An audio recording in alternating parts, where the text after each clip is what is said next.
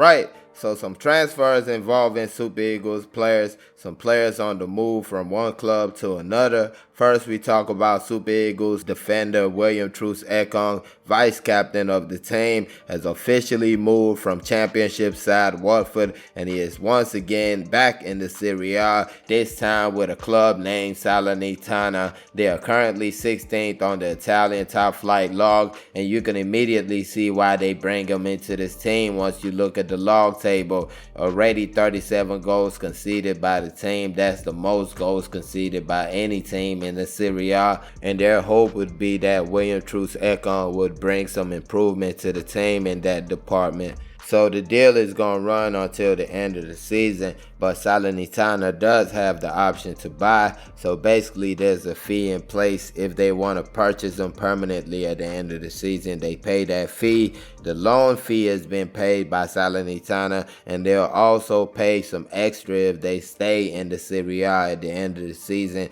There's a clause that if they stay in the Serie A, they will have to pay Watford some money. Now, I personally don't think it's the greatest move ever. First of all, you're going to a team that's trying to push off relegation, so it's not like you're going there to fight for trophies or something. You're trying to fight off relegation. That's one. But on the other side, you are moving to the Serie A. You're playing in the first division. You're going to be playing in a team that plays some good football. I haven't watched their last two matches. The one against Atalanta, they did lose 8-2, but they showed some signs, especially in attack. Then you watch the match against Napoli, and they showed that they could hold it down and stay compact and try to hold off a big team like that. So they are a team that has that kind of character, but at the same time, like I said earlier, you're going to fight off relegation. That's what you're going there to do. Now we move on to the next subject, which is basically taking a life of its own.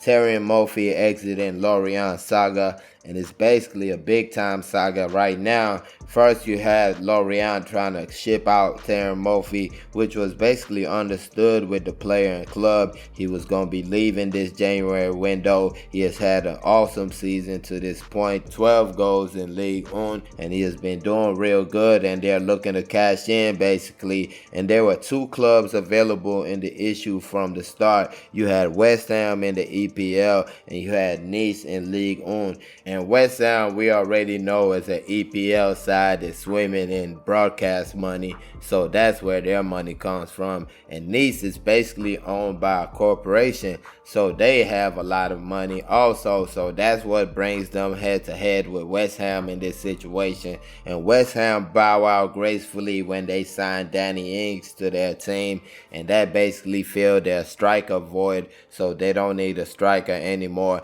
And it seems simple. Terem Moffi would be going to Nice, and that would be that. But that wasn't that, because another team jumped into the picture. Marseille, another French League 1 team, jumps into the picture, and they have a relationship with Lorient apparently, and the deal was basically made under the table kind of. Now what the reports are saying is that Terem Moffi would have been going to Marseille, while Marseille was going to give Lorient a player and some money. Both clubs agreed on this deal, but the player and his representatives did not agree, and that's basically because he wants to join Nice. Nice have offered more money to Lorient, and they've also offered more money to Terem Moffi, and that's why he wants to join Nice. As of right now, Nice is actually preparing a new offer to give Lorient. I think with the fact that the player is really set on going to Nice, and they're actually willing to pay more money than anybody else,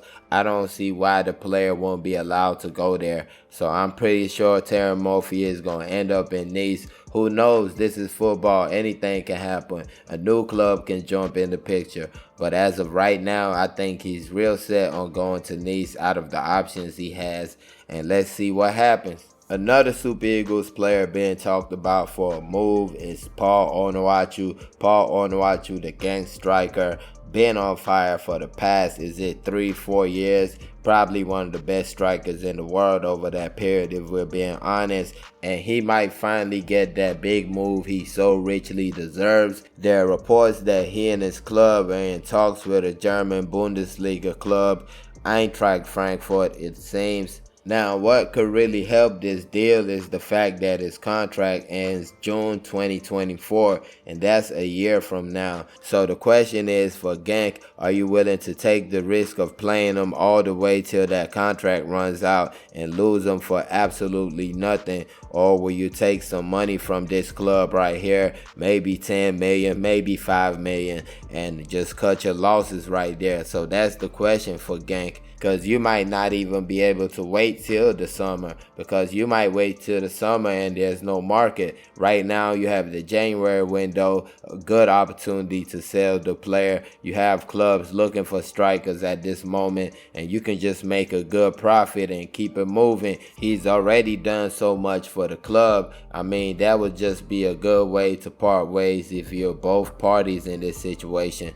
I feel like these clubs in Belgium keep on making these mistakes of holding these players for a little bit too long, and when they finally sell, they don't get too much money. You look at Wilfred and Didi, 1 or 2 seasons he was out to Leicester. They made a good profit from that situation. Then you look at Moses Simon, he was on fire before Ndidi really got into the league doing his thing. They kept him and kept him.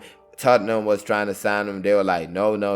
At the end of the day, they could only sign him. They could only sell him to Levante or something like that. And it wasn't for much money. So you look at a situation like that, you have to be on top of things. You have to sell the player before the value kind of runs down. So yeah, that's the update on Super Eagles players' movements.